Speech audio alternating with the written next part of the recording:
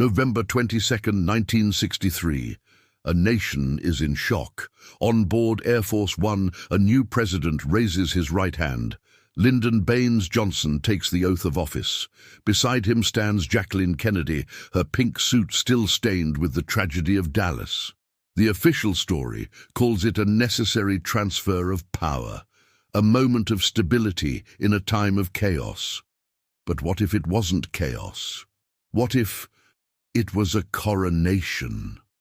The world remembers Lyndon B. Johnson as the accidental president, the towering Texan who inherited a nation in mourning and pushed through landmark civil rights legislation. But behind the folksy charm and the political arm-twisting, a darker story exists. A story of ambition so vast, it would stop at nothing. This is the story of how the vice president may have become the architect of the crime of the century. Before he was the second man, Lyndon Johnson was the first. As Senate Majority Leader, he was a master of power, a political giant who bent Washington to his will. He was a king in his own right. Then came 1960. John F. Kennedy, the young, charismatic senator from Massachusetts, captured the hearts of the nation and the presidency. Johnson, forced to accept the vice presidency to secure the Southern vote, was now a caged lion. He was sidelined, patronized, and openly mocked by Kennedy's inner circle, the so-called Harvard boys. They called him Uncle Cornpone. He was a man of immense power, reduced to a ceremonial figurehead, overshadowed by the blinding light of Camelot. His ambition did not fade, it festered. He saw the presidency not as a distant dream, but as a stolen throne. And as Kennedy's first term unfolded, Johnson saw something else: opportunity. He saw a president making enemies, powerful enemies. A president does not govern in a vacuum. He operates within a web of powerful forces, and John F. Kennedy had begun to tear at that web. First, there was the CIA. After the disastrous Bay of Pigs invasion of Cuba, a humiliated Kennedy fired its legendary director, Allen Dulles. He then vowed to his inner circle that he would shatter the CIA into 1,000 pieces and scatter it to the winds. To the agency, this was not just a threat. It was a declaration of war. Then, there were the generals. The Pentagon and the vast military-industrial complex saw Kennedy as weak, naive, and dangerous. He had refused to provide air support in Cuba. He had peacefully resolved the Cuban Missile Crisis, avoiding a nuclear war that some of his top generals were eager to fight. Most damning of all, he had signed National Security Action Memorandum 263, a formal plan to begin withdrawing all U.S. military personnel from Vietnam. For the war machine, peace is not profitable. Kennedy's plan threatened billions of dollars and decades of strategic planning. He had to be stopped, and finally, there was the money. In June of 1963, Kennedy signed Executive Order 1110. This order gave the Treasury Department the power to issue silver-backed currency, directly challenging the monopoly of the privately owned Federal Reserve. It was a bold move to reclaim financial control for the American people, and a direct assault on some of the most powerful banking interests in the world: the CIA, the military, the bankers, three pillars of the establishment, all with a reason to see the president gone. But a plot requires more than motive. It requires an architect, someone with the connections, the ruthlessness, and the political cover to unite these factions. Lyndon B. Johnson, the sidelined vice president, was deeply connected to all of them. His Texas power base was built on oil money and defense contracts.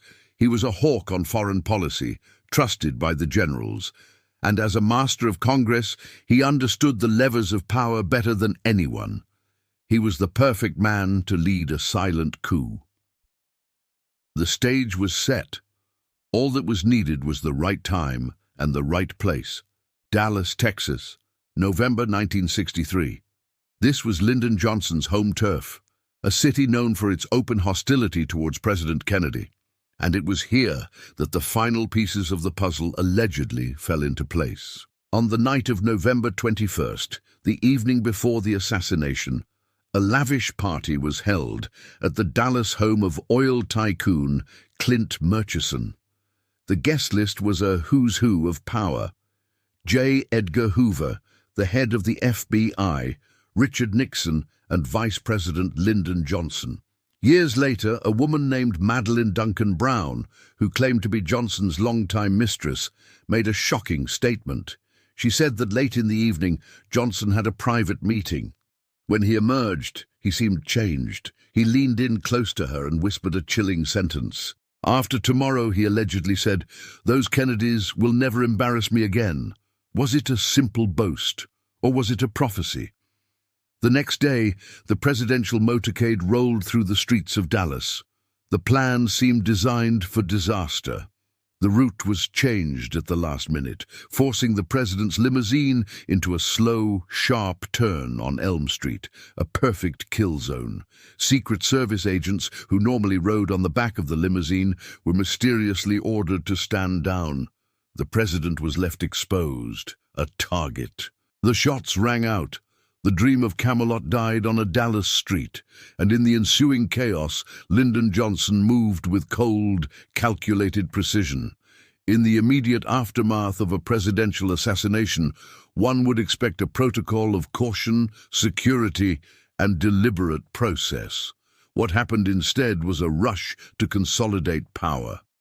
Before John F. Kennedy's body was even cold, Johnson insisted on being sworn in. Not in Washington, the seat of government, but on Air Force One, on the tarmac in Dallas. He needed the legitimacy of the office, and he needed it immediately. The iconic photograph of that moment is not one of a grieving successor, but of a man seizing his moment. Back in Washington, his first major act was to create the Warren Commission, a body tasked with investigating the assassination. It was a masterful political move. It gave the public the illusion of a thorough investigation, while Johnson controlled it from behind the scenes. The most cynical move of all was his appointment to the commission.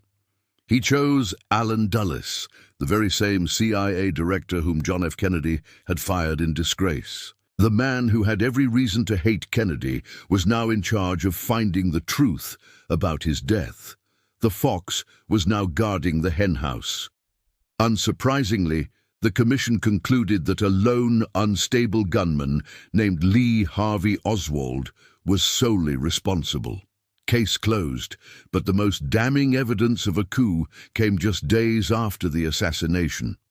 Johnson signed National Security Action Memorandum 273. This order completely reversed Kennedy's plan for withdrawal from Vietnam. It laid the groundwork for a massive escalation of the war. Think about the timing.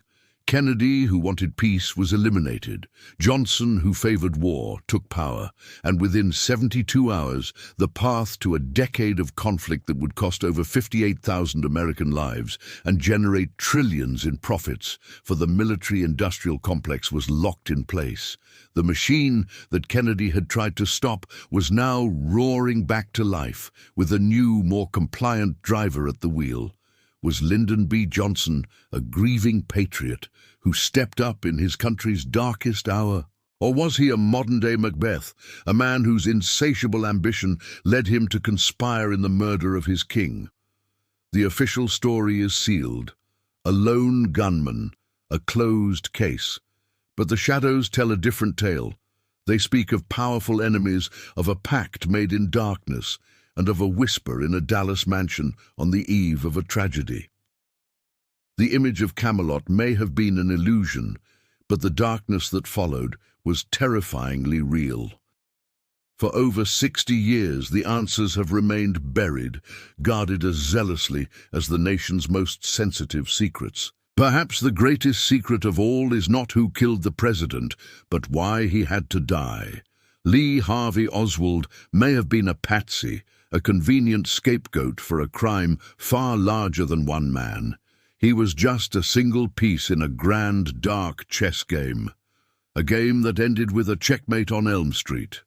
The story of Lyndon Johnson is a chilling reminder that sometimes the most dangerous enemies are not in foreign lands, but in the very halls of power. The question that haunts us decades later is not whether a conspiracy took place. The real question is, who gave the final order?